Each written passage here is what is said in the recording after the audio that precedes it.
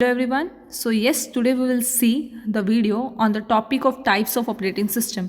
Type of operating system में आपके पास various types हैं, जो मेजर 6 टाइप्स हैं. सबसे पहले बैच ऑपरेटिंग सिस्टम, देन आपका मल्टी प्रोग्रामिंग, देन आपका time sharing, then multitasking, then आपका distributed, and then last one is your real time operating system. सबसे पहले हम पढ़ेंगे बैच ऑपरेटिंग सिस्टम. बैच का मतलब क्या होता है? जब स्टूडेंट्स जो हैं बैच बना के जाते हैं काम कराने के लिए, यही चीज़ है. इस ऑपरेटिंग सिस्टम में क्या होता है, यूज़र डायरेक्टली इंटरेक्ट नहीं करता. अब 5-6 स्टूडेंट्स ने बैच बना लिया, ग्रुप बना लिया. ग्रुप बना के जब आप काम करा रहे हो, एक बैच इकट्ठा हो गया, और जिनकी सेम रिक्वायरमेंट है, अगर सबको नोटबुक चेक करानी है तो सभी नोटबुक का चेक कराने जाएंगे. अगर सबको प्रिंट की कमांड देनी है तो प्रिंट कमांड कराने का ही बैच बनाएंगे. अब इसमें क्या हो गया, एक साथ बैच का मतलब क्या होगा, 5 से 10 जने एक साथ इकट्ठे काम करा सकते हैं. अब इसके एडवांटेजेस क्या है बैच ऑपरेटिंग सिस्टम की? Multi users can share the batch system. मैंने बोला ना, 5-6 जने 10-12 जने एक साथ काम करा सकते हैं. दूसरा क्या हो गया, the idle time for batch system is very large. Simple सी बात, आइडल का मतलब है जब सीपीयू जो आपका खाली बैठा रहे.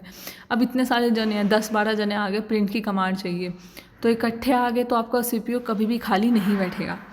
थर्ड क्या आ गया, it is easy to manage large work repeatedly in batch system. बहुत सारा काम इकट्ठे नहीं पड़ गया. पहली एडवांटेज क्या होगी, एक बैच क्रिएट हो गया, आइडल टाइम सीपीयू अकेला नहीं या खाली नहीं बैठेगा. तीसरा क्या हो गया, बहुत सारे नंबर ऑफ टास्क आपके परफॉर्म हो गए. डिसएडवांटेजेस क्या होगी कि वे सीपीयू एफिशिएंटली तो यूज़ हो नहीं पाएगा. क्यों? क्योंकि इतना सारा काम आप सीपीयू को दे रहे हो. मान लो कोई हाई प्रायोरिटी का प्रोसेस आया, सीपीयू ऑलरेडी बुकड है, तो ये चीज़ हो गई. अब इसमें क्या हो गया, CPU free and could be utilise by other processing waiting. अब 10-12 जने जो है बैच बना के खड़े हैं सीपीयू को लेने के लिए, सीपीयू का प्रोसेसिंग लेने के लिए. अब कोई नया प्रोसेसर आया या कोई नई चीज़ आई, मेमोरी मैनेजमेंट या कुछ और टास्क नहीं हो पाएगा. अब हो गया आपका नेक्स्ट टाइप आपके आगे multi programming system. Multi programming system में क्या होगा, मल्टी प्रोग्रामिंग सिस्टम में can be simply illustrated more than one program is present. जैसे मान लो ये हमारी मेन मेमोरी है, इसमें एक ये वाला प्रोग्राम भी बैठा है, ए प्रोग्राम, देन आपका बी बैठा है, देन सी बैठा है. जब एक से ज़्यादा प्रोग्राम बैठे हो, जैसे यहाँ पर ए बी सी बैठा है काम करने के लिए, उसको क्या बोलते हो आप लोग, multi programming system. This is अब इसका मेन कीवर्ड याद रखना, एग्जाम में डायरेक्ट आता है. ये किस लिए यूज़ होता है? Better utilisation of resources. अब सिंपल सी बात है, इसका मान लो 10% इसने ले लिया, 20 इसने ले लिया, या 70 इसने ले लिया, तो रिसोर्सेज की एफिशिएंटली यूटिलाइजेशन होती है. एडवांटेजेस क्या हो गए, CPU is better utilise and overall performance of the system improve. Overall performance improve हो जाती है. देन आपका आता है it help in reducing the response time. CPU को लेने वाले 1 2 3 फटाफट सारे सीपीयू सबको रिस्पॉन्स कर रहा है, तो इस केस में इसका जो रिस्पॉन्स टाइम है वो क्या होता है, बेटर होता है. नेक्स्ट आपका आता है टाइम, आपका आ गया time sharing operating system. Time sharing का मतलब है, जैसे राउंड रॉबिन का मतलब है कि आपका ये ए प्रोसेस है, ये ए प्रोसेस है, ये बी प्रोसेस है, ये सी प्रोसेस है, ये डी प्रोसेस है. मान लो इसको एग्जीक्यूशन के लिए 4 सेकंड के लिए सीपीयू का टाइम चाहिए, इसको 2 सेकंड के लिए, इसको 10 सेकंड के लिए, और इसको मान लो 15 सेकंड के लिए. अब राउंड रॉबिन में क्या होता है, जैसे मैंने, आप टाइम क्वांटम्स बनाते हो, मैंने बोला हर 3 सेकंड के बाद ना मेरा जो सीपीयू का प्रोसेसर है नेक्स्ट के पास एग्जीक्यूट हो जाएगा. सबसे पहले प्रोसेस ए आया, ए 3 सेकंड तक एग्जीक्यूट हुआ. अगर 3 सेकंड में ए का काम हो जाता है तो ठीक है, नहीं तो फिर ये वापस प्रोसेसर जो है सब प्रोसेसेस होने के बावजूद घूमने के बाद इधर आ जाता है. 3 तक गया, इसको कितने का टाइम चाहिए था, ए को 4 का, बचा कितना, 1. फिर बी को आया, बी को चाहिए थे भाई 2. ऐसा नहीं है कि इसको 2 चाहिए थे, बट हमने 3 एलोकेट कर रखे हैं तो 3 तक वेट करेगा. अगर इसका काम हो जाता है तो ठीक है, नहीं तो ये आगे चला जाएगा. अब इसका क्या है, सी का कितना टाइम क्वांटम है, 10. हमने कितना एलोकेट किया, 3. तो 3 सेकंड तक सी का काम एग्जीक्यूट होगा. इसके बाद जो बचे 7 सेकंड्स हैं, उसके बाद ये वापस किस पे आ जाएगा, डी पर. डी को कितने चाहिए टाइम, 15. फिर इसको 3 सेकंड तक मिले, बचे कितना, 12. अब सी का काम भी हो गया, डी का काम भी हो गया, बी का तो ख़त्म ही हो गया था काम. ए का अब वापस ये ए के पास जाएगा, ए का कितना टाइम बचा आपका 1 सेकेंड, तो ऐसे ही घूमता रहेगा। ये होगा आपका टाइम शेयरिंग ऑपरेटिंग सिस्टम। इसकी एडवांटेजेस क्या है भाई, ऐसा नहीं है कि खाली आप एक ही जने को दे रहे हो, आप हर एक को इक्वल चांस दे रहे हो। तो यही चीज़ यहाँ पर बोली गई है, each task get an equal, यहाँ पर हर एक टास्क को इक्वल अपॉर्चुनिटी दी गई है। अगला बोल रहा है fewer duplication of software. Simple सी बात है, जब टाइम ही आपको लिमिटेड मिल रहा है, एक के बाद नेक्स्ट, देन नेक्स्ट के बाद नेक्स्ट, तो डुप्लीकेशन के चांसेस कम हो गए।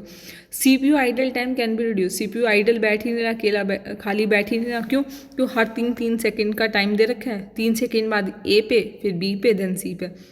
रिसोर्स शेयरिंग, रिसोर्स शेयरिंग का मतलब होता है इसमें क्या होगा, मल्टीपल यूज़र शेयर रिसोर्स कर सकते हैं। नेक्स्ट क्या हो गया आपका, इसके डिसएडवांटेजेस हो गए। डिसएडवांटेज का रिलायबिलिटी प्रॉब्लम। देखो हर 3 सेकेंड बाद आपका आगे जा रहा है, एक प्रोसेस को कंप्लीट ही नहीं होने दे रहा। One must have to take care the security and integrity of user. आपको सिक्योरिटी का भी ध्यान रखना पड़ता है। टाइम आप दे रहे हो, आपका डाटा सिक्योरली ट्रांसफ़र हो पा रहा है कि नहीं हो पा रहा। Data communication problem. Communication problem का मतलब है कि आपका डाटा उतने टाइम में एग्जीक्यूशन हो ही नहीं पा रहा, और जो आपकी क्या बोलते हैं बीच में इंटरप्शन आई जा रही हैं। पता लगा 4 सेकेंड का काम था, 3 सेकेंड में ही ख़त्म हो गया, उसने ले लिया सीपीयू ने, प्रोसेसर। तो आपको जो 1 सेकेंड का टास्क था फिर वो डिले होता जा रहा है। मान लो ऐसे 10 थे, 10 प्रोसेसेस थे, 10 जनों के बाद कहीं 1 सेकेंड का टास्क एग्जीक्यूशन होगा, तो ये प्रॉब्लम है। High overhead. ओवरहेड का मतलब होता है जो कॉन्टेक्स्ट स्विचिंग है। कॉन्टेक्स्ट स्विचिंग का मतलब होता है एक प्रोसेसर से पहले ए से बी, देन बी से सी, देन सी से डी, बार बार स्विचिंग हो रही है आपकी। होपफुली आपको batch processing, multi programming, time sharing clear हो गया। अब हम पढ़ेंगे मल्टीटास्किंग, देन आपका डिस्ट्रीब्यूटेड, देन आपका आ जाएगा रियल टाइम वाला। यस, सो अब हमारे पास आ गया आपका next operating system, multitasking, distributed और ये सब कुछ।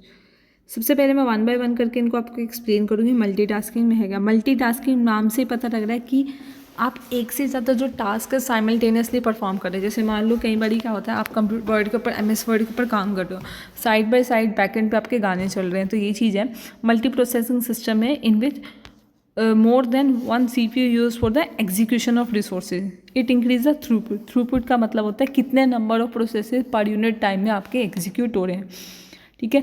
It has several processor. इसका मतलब है कि इसमें क्या हो गया, सेवरल प्रोसेसर है कि अगर एक प्रोसेसर ख़राब हो गया तो नेक्स्ट प्रोसेस आपका एग्जीक्यूट हो जाएगा। नेक्स्ट आपका हो गया डिस्ट्रीब्यूटिव ऑपरेटिंग सिस्टम। डिस्ट्रीब्यूट नाम से ही क्लैरिटी हो रही है कि जो आपका ऑपरेटिंग सिस्टम है डिस्ट्रीब्यूट हो रहा है। जैसे यहाँ पर एग्जाम्पल आपको दिया गया, various autonomous interconnected computer communicate with each other. ये क्या करते हैं, एक दूसरे के साथ कम्युनिकेट करते हैं, ठीक है। एडवांटेजेस क्या है डिस्ट्रीब्यूटेड ऑपरेटिंग सिस्टम की, कि अगर फेलियर, सिंपल सी बात है, अगर आपका टास्क को करने के लिए एक से ज़्यादा लोग हैं, तो मान लो कि एक किसी रीज़न से काम नहीं कर पाया तो दूसरा उसको काम परफॉर्म कर पाएगा। यही रीज़न है कि failure of one will not affect the other network communication. अब जैसे कि electronic mail increases the data exchange speed. एक सिंपल सी बात है, मैं एक सर्वर के ऊपर रिलाय कर रही हूँ, एक से ज़्यादा सर्वर मेरे पास है, तो मेरा काम जो है बेटर हो पाएगा। Load on host computer reduce. जो होस्ट कंप्यूटर है उस पर लोड क्या हो रहा है आपका, रिड्यूस। नेक्स्ट इसके डिसएडवांटेजेस क्या है कि फेलियर अगर मेन नेटवर्क का हो गया तो एंटायर कम्युनिकेशन आपकी स्टॉप हो जाएगी।